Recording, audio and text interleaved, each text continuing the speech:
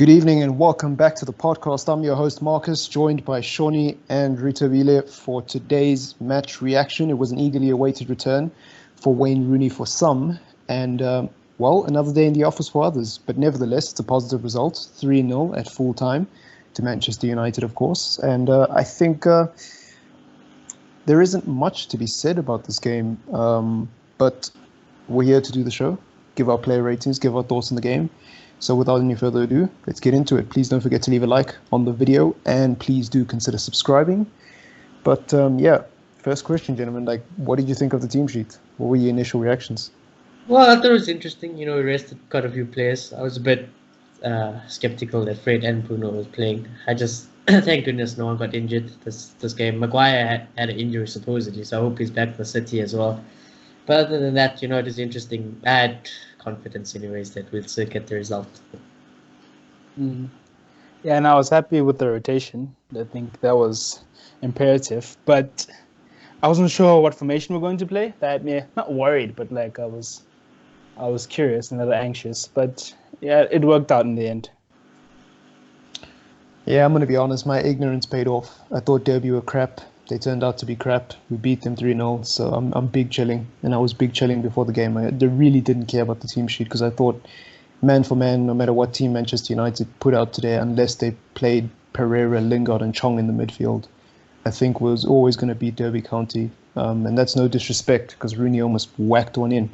But yeah, they were just toothless. They were just toothless. To be honest, I was hoping that one moment.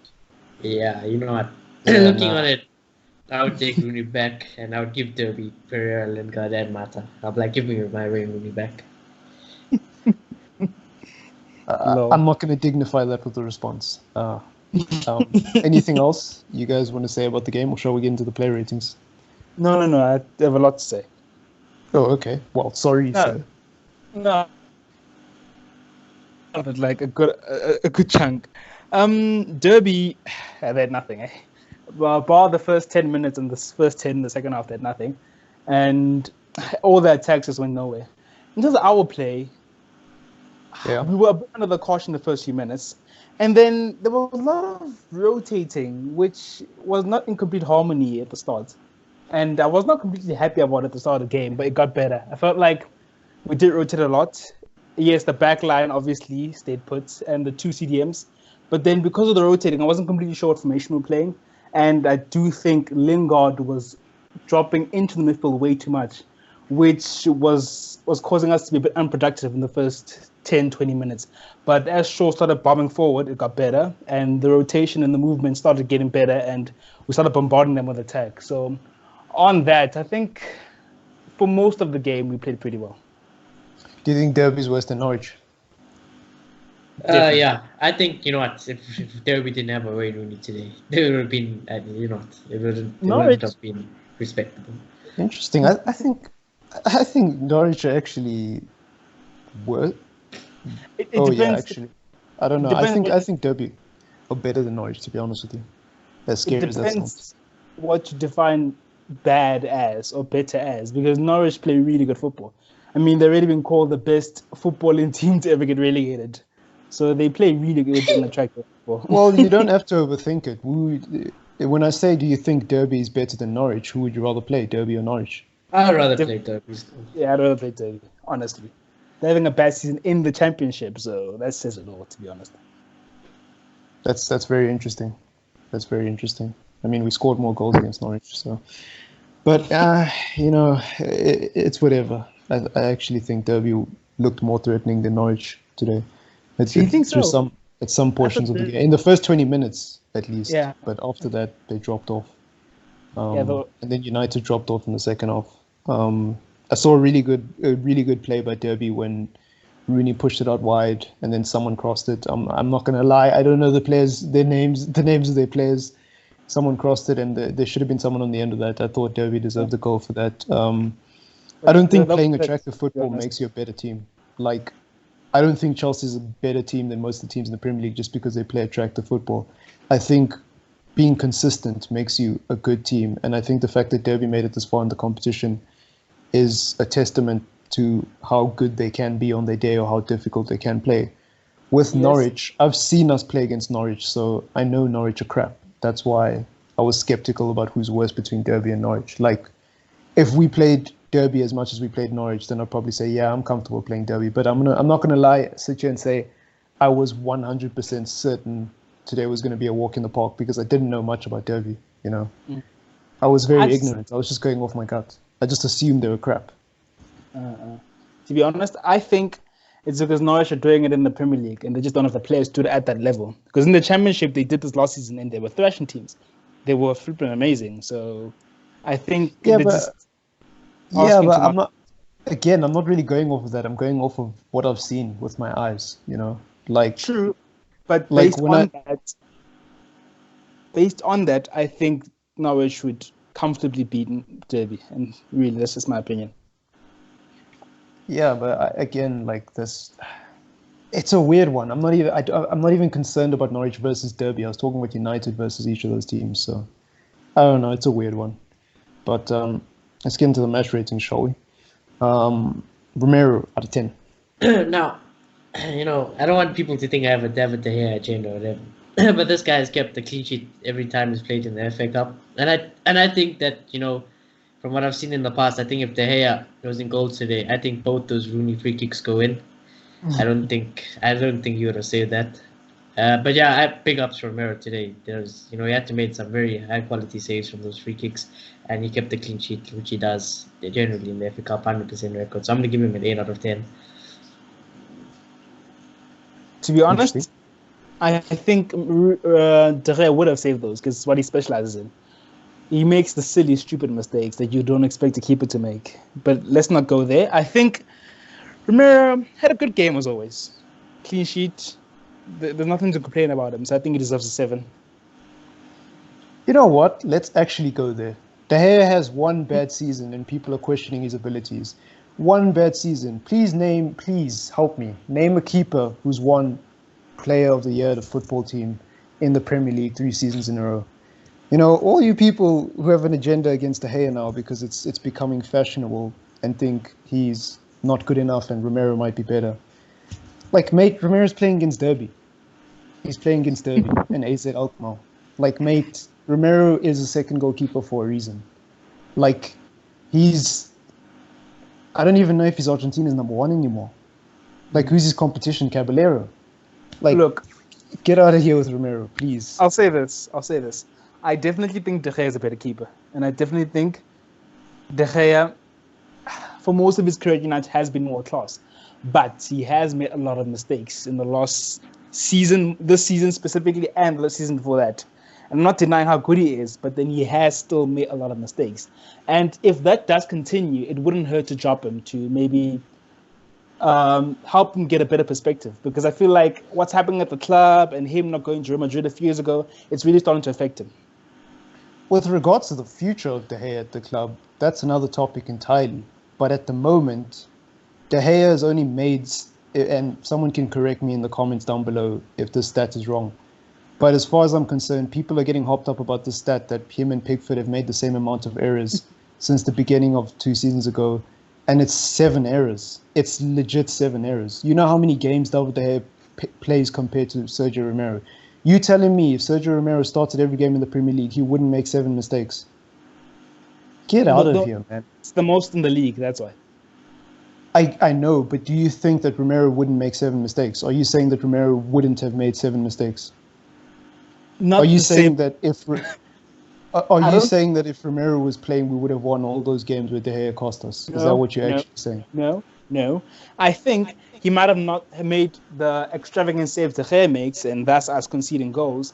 But in terms of the mistakes De Gea did make, he kind of specializes in that. So I don't think he might have made those mistakes. He probably wouldn't have, but I can tell you something. That second chance that Everton had, I'm not sure which Everton player it was. The amazing save that De Gea made straight after conceding from that goal, Romero wouldn't have saved that, so it would have been 1-0 anyways. So like, all you guys who are, if you're Dean Henderson in, that's another story because Dean Henderson at least has a future. But Romero, what is he, like 31 or 32 now?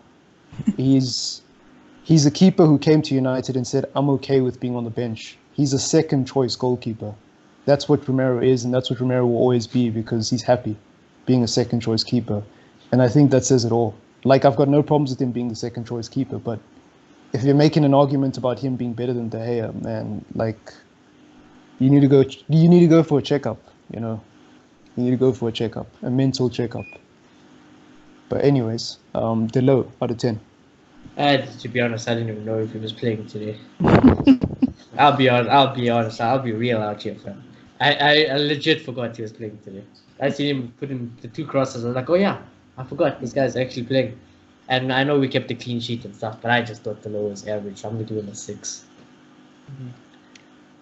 I thought he started off pretty badly, but he got okay. Really, I'm gonna say the complete opposite of that. I think the first few minutes going forward, he looked bright, and just going forward, he's clearly more comfortable than Wan-Bissaka is. So, like, with Wan-Bissaka, he makes good crosses, but you see he has to kind of think about it. With Delo, it's kind of natural. But beside that, he didn't really have to do much. Going forward, he dried out, and defensively, they weren't even attacking, to be honest. So It was kind of difficult to judge all the defenders in this game, to be honest. So I'm going to give him a 6. To be fair, Derby really wasn't doing anything, to be honest, bar that first 20 minutes. But anyways, Bailey out of 10. I think Bailey was solid, you know. He put his body in a lot of positions, which he does normally, you know. He risks his body to try block something, risk the injury factor, but it paid off, you know. Bailey is that aggressive type of defender. I really liked Bailey playing today, because I thought this is the type of game I would definitely bring him on. He kept the clean sheet, so and I thought he complemented Lindelof very well today, so I thought 7.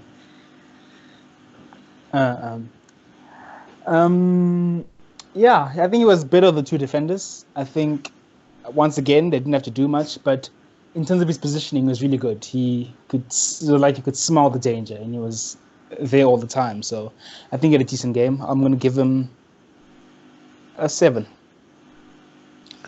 Interesting. Lindelof out of 10. I'm going to give Lindelof a 7. Also, you know, similar reasons to buy. The only thing I will say about Lindelof, and I have been saying it about Lindelof, is whenever that ball's in the air and he has to try win a header, oh my god, it's a disaster. So you know, that's why I liked Maguire and Bailly, but you know, other than that, he didn't do anything wrong. So 7 out of 10. Yeah. Look, I don't know about this combination. I think it survived today because we're playing Derby, and I don't want to judge in the past, but we've seen that it can be quite volatile. But he had an okay game.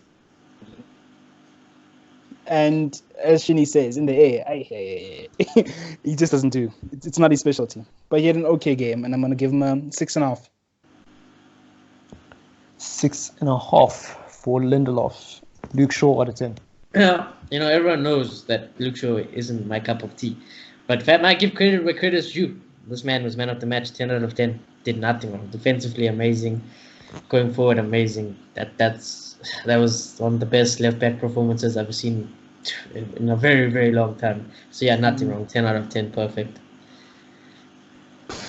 Like, I'm reluctant to give 10s, but I'm gonna give it, honestly. Like, man of the match, he did nothing wrong. He was absolutely amazing. Like, defensively, we don't have to speak about that because he's always amazing. And going forward, as he's been getting into the rhythm and getting past his injuries, he's been really good at it. Like, not just crossing in, interplay. Sometimes he can jump into midfield. He's a really good left back. I've been reluctant to say it, but the last few weeks have kind of convinced me that he has the talent to play at this level. The injuries are the problem, and can he stay fit long enough to play in a team like Manchester United? I'm not completely sure, but he definitely has the talent. So 10 out of 10. I think that's the first 10 since Harry Maguire against Tranmere, actually. Funny enough. Fred out of 10. Fred, he did what Fred does, you know, like his high standards made it look like, you know, it wasn't anything special, but like, you know, I felt like Fred did what he usually does. I don't think, to be honest, I thought attacking wise, I don't know about you guys, I thought people were basically average, you know, bar like Igalo and that, but I thought, you know, going forward and just looking at how the players played today, I didn't really see something amazing or something cool or, you know, something that stood out. So I'm gonna give Fred a 6, but with his high standards, I don't want to make that seem like a bad rating for him. To be honest, I completely disagree. I thought he was phenomenal. I thought Fred was amazing. I thought he was runner-up for man of the match. I thought he really bossed that midfield. I think he was better than Bruno Fernandes today. I think hold up was amazing. He was very strong. Just the switching the ball, he was amazing. Just the pressing was amazing, and everything was starting with him. I thought Fred was amazing in that midfield, and I've doubted him so much. Like I've said on the show that I'd probably prefer Matic and McTominay because I just like the combination. But like it's so hard to drop Fred right now because he's performing. So I'm gonna give him an 8. Interesting. McTominay out of 10.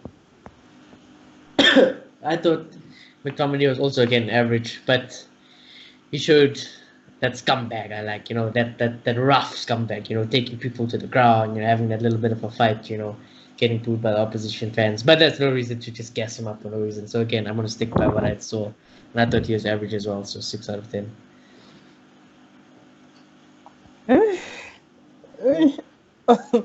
Look, McTominay is a good player, but he's just like one of those games for me. Like, and it's a thing with McTominay who'll have 6, 7 great games, and there'll be one game where he's just not in it. He just looked out of place today. The only good thing I saw him do was he'd spread the ball really well, but beside that, I thought he did nothing in that midfield, to be honest. So I'm gonna give him a 5. To be fair, I mean, he has been injured for long, on top of the fact that he's young and inexperienced, but he has been injured. So, yeah, that's a fair point.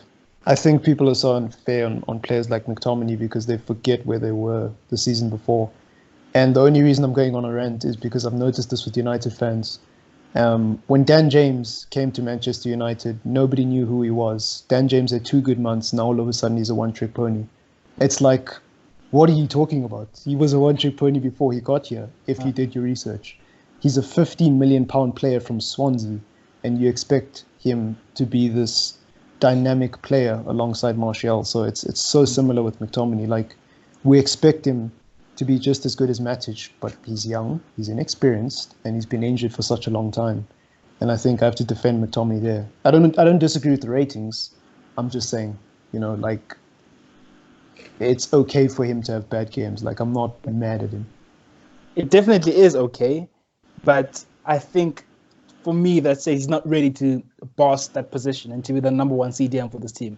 He's just not ready. Absolutely. That's only what I've been saying about a lot of players in this team. Like, a lot of players in this team haven't proven themselves at the highest level consistently. A lot of them either get injured very frequently before they can actually turn their good run of form into a phenomenal season. Cough, cough, Marcus Rashford, injured before he could get to 20. Cough, cough, Martial, injured before he can even get past 15 in most seasons.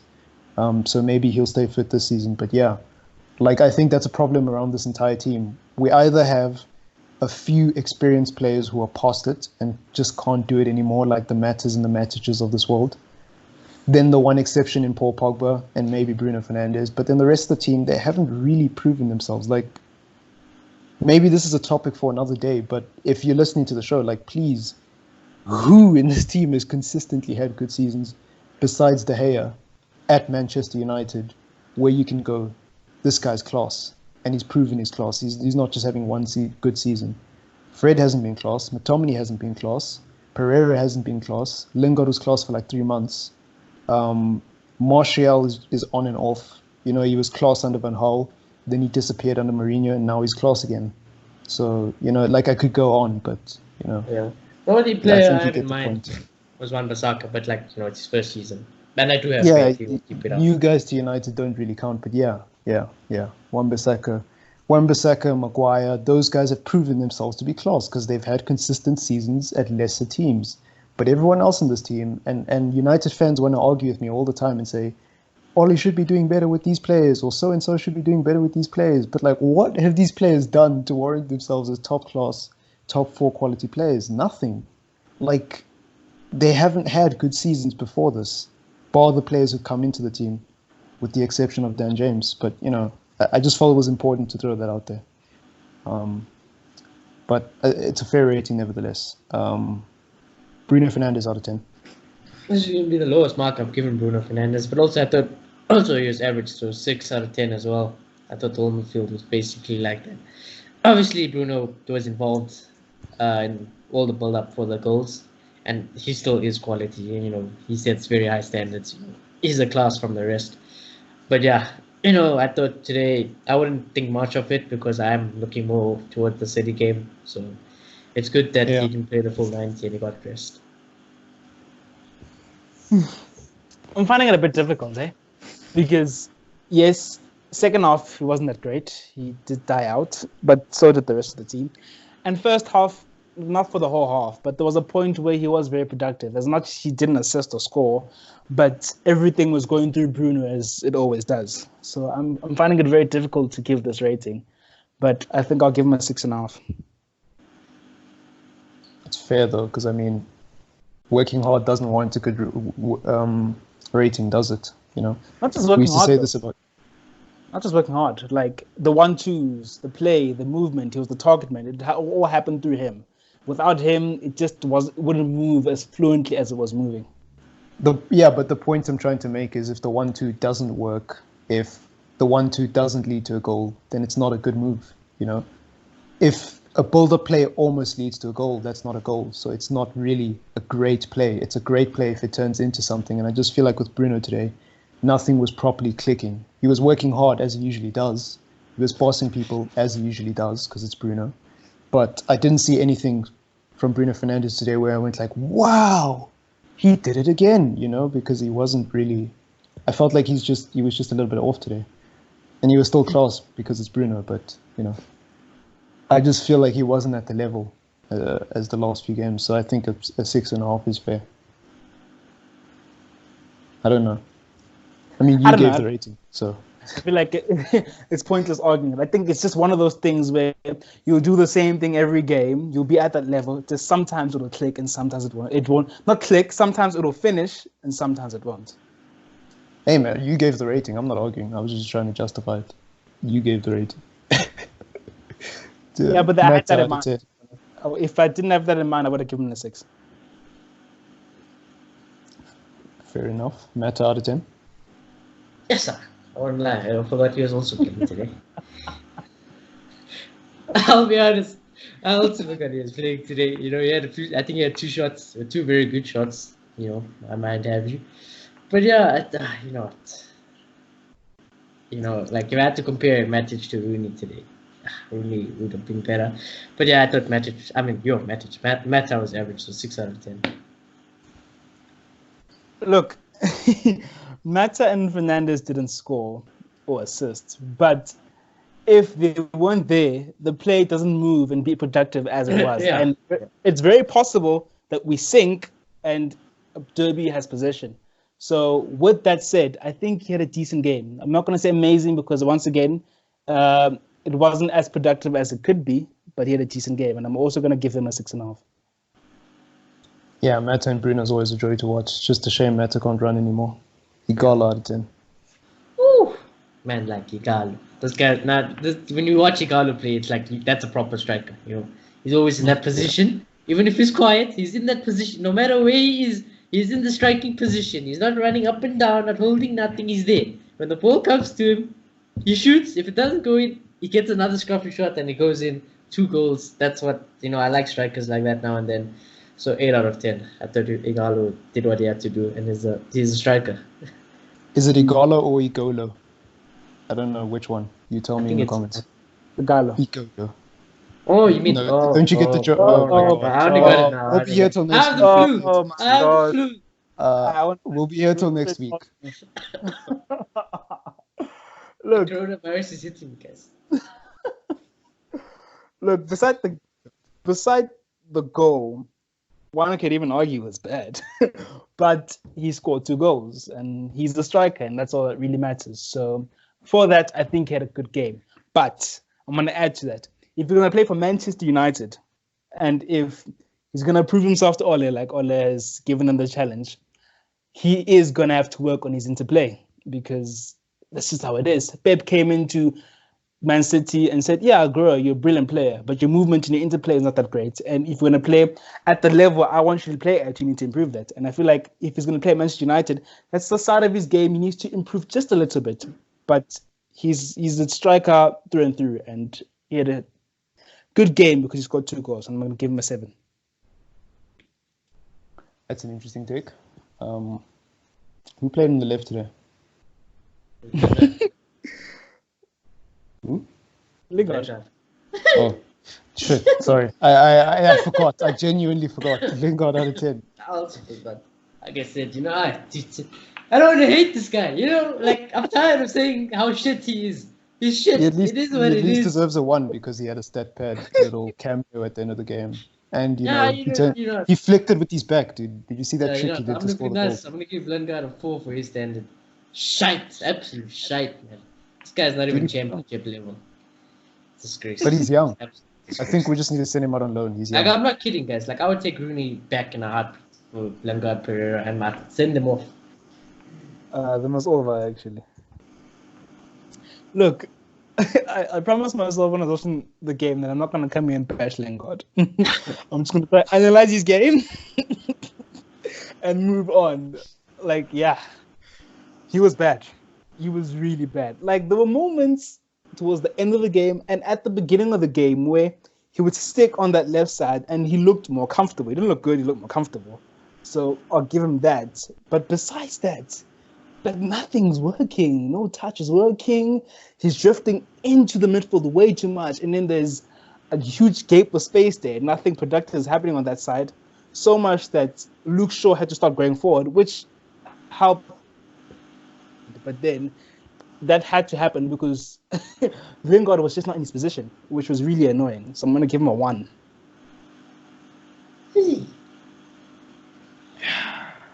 Yeah. There's so much I want to say with Lingard, but I don't think I should because it's going to turn into a rant. In the great words of Expressions, this is a joke inspired from Expressions. If you don't know him, he's a Spurs fan, and he's basically a one-man Spurs fan channel. But anyways, that's besides the point. In the great words of Expressions, Jesse Lingard is so bad right now. He just can't catch form. He can't even catch the coronavirus, even if he wanted to. That's how bad he is. Like, I don't even know what to say about this guy, because you see, there's banter, and you can bash a player, and then there's just being honest. Like, I genuinely forgot who played in left wing today. Like, I genuinely forgot. I was not joking, and I think that just says it all. Like, he is done out there, man. Done. He's done. Like. And I'm not even trying to bash him. It's not even his fault. Like, dude, you can't do anything if you didn't pick. And even after Luke Shaw scored that goal, he wanted to claim it. He was there like, yeah, it's mine. What? I'm not having it. I refuse. It's just...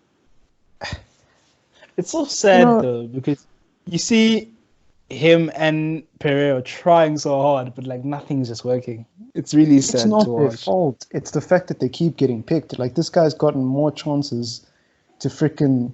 He's got more chances in the Manchester United team than the freaking coronavirus, fam. Like, yeah. it's unbelievable. Where someone said, imagine if Gomez was given half the chances that Lingard has got this season. Imagine what player we could have had from him. Dude.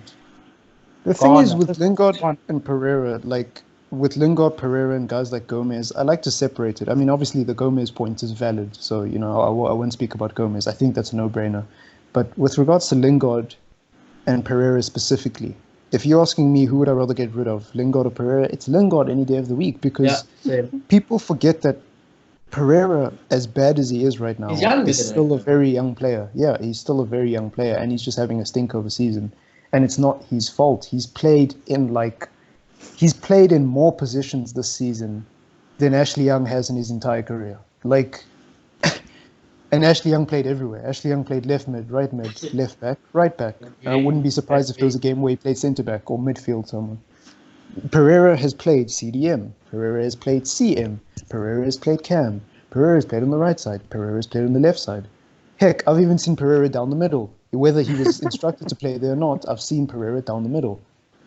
trying to do everything by himself. So, with regards to Pereira, it's not his fault, and it's not Lingard's fault as well. They keep getting picked. They can't not do anything, but it's just so sad. And it's worse with Lingard because he ain't getting any younger. I mean, he's only 14, but he ain't getting any better as well. He ain't getting any better as well. It's sad, but his stats are better than Ozil now, so that says a lot. Yeah, I don't think there's anything more to be said in terms of the player ratings. I think Luke Shaw, man of the match. I don't know if you want to talk about the guys who came off the bench, because I'm pretty sure Martial came on. I'm not sure who else. I was very surprised that Greenwood didn't come on. And what I would say is, I was very surprised that Williams didn't play. Now for the City game, I think the reason why Williams didn't play is because I think Ollie's going to play a back five. Williams will play left wing back. Probably. We'll probably see Greenwood and James against City in a back five with 3 at the front, or a 2 at the front. Who knows? He might bring Greenwood off at halftime, as he always does. But that's for the match preview. Did Gomez even travel? Yeah, actually, that's a good question. I don't even know. I'm pretty sure he was either him or Chong was on the bench. I'm pretty sure. I hope so, because I just don't understand why that was. No, he didn't. He didn't travel. Okay. Well, someone was on the bench. It makes no sense to me. Well, I think, look, I understand people are going to have opinions and people are going to want to have discussions, and I'm totally for that. But with regards to the Gomez and the Chong thing, I'm really tired of talking about it. Everyone wants Chong and Gomez to play, but the reality is they're not going to play. Ole Gunnar Solskjaer's not going to suddenly start playing them when he hasn't played them all season and he's gone against his word. Especially Gomez. Will Gomez sign another contract at Manchester United on extension? We will see. We don't know. It looks like he's going to leave, but you just never know with this club. Yeah, but I mean, where are you going to go? People forget that this isn't FIFA. You don't just put a player on the transfer market and then teams come howling. It's not That's FIFA. The thing with Gomez. That's the thing with Gomez. He's a sought-out youngster. He's doing very well for himself. I think he's the England captain, if I'm not mistaken. He's a really good player. So with him specifically, with Chong, maybe it's fine because I don't know how good he is. But with Gomez, I know how good this guy is and how much he can grow, and he's just not being picked. And I don't understand that. From what I know, also, Chong and Gomez, we have to compare them. Chong has had more chances, and I haven't really seen anything from Chong. I haven't seen anything from Chong either, but my point is it's a null and void point. We all know this. I don't think there's any Manchester United fan who doesn't think Gomez and Chong should get a chance over Pereira and Lingard. Yeah. I was just saying that, I don't think Gomez is going to just leave. It doesn't work like that in the real world. In FIFA, you can transfer list a player and someone will buy him. In real life, you actually need minutes under your belt. And whilst you as a Manchester United fan may believe Gomez is good, I haven't heard of any teams that are approaching Gomez at the moment. I've heard of Juve in for Chong, potentially, but even that's just murmur. So Barcelona, I don't know. I had Barca. Yeah, I had Barca. Yeah, maybe that's an actual thing, but I haven't heard anything. Me personally, don't take my opinion as gold, obviously, because I don't know anything. But I'm just saying I haven't heard of any teams going in for Gomez, so I wouldn't be shocked if he did stay at United and signed a new contract, because United just have a way of giving players contract extensions that never touch a blade of grass throughout an entire season. But my point is, there's no point in us sitting here talking about Gomez and Chong. We know what the situation is, and it really it irks me to talk about it. I'd rather just focus on the other things and the bigger issues, because it's not going to change. Ollie ain't going to play Gomez anytime soon, unless he's forced to. For some people, he is forced to, but he's not doing it anyways, But speaking of Ollie, what's Ollie's rating out of 10 for today? I let Malota go first in this one. 8. What did he do wrong? There's nothing he did wrong. It all worked out. At the end of the day, we kept a clean sheet. We scored 3 goals. He ticked all the boxes, so he deserves an 8. If you want to be cynical, Actually, no, but that's not in this game. Never mind. Doesn't count. I'm gonna give Oli a 7. You know, in my head, just probably because I just don't like Oli anyways. But in my head, I think it's against Derby. You know, what I was gonna say. Oh, I question the Bruno and Fred thing. Obviously, in hindsight, it worked out, but on another day, if it didn't, I would have been here bashing him. But credit where credit's due. He gets a 7. Well, some people think Derby could have possibly ran us over if it wasn't for Bruno and Fred / Mata. But, fan opinion. Yeah, I think that about wraps up the show. I really don't want to sit here and be negative. We won 3-0 against Derby County. We're in the next round against a team that we've scored more than 7 goals against this season. We haven't conceded against Norwich. We've taken 6 points off them. They're the worst team in the Premier League. And Mourinho still lost to them, by the way. But anyways. I think it was a good result, to be honest.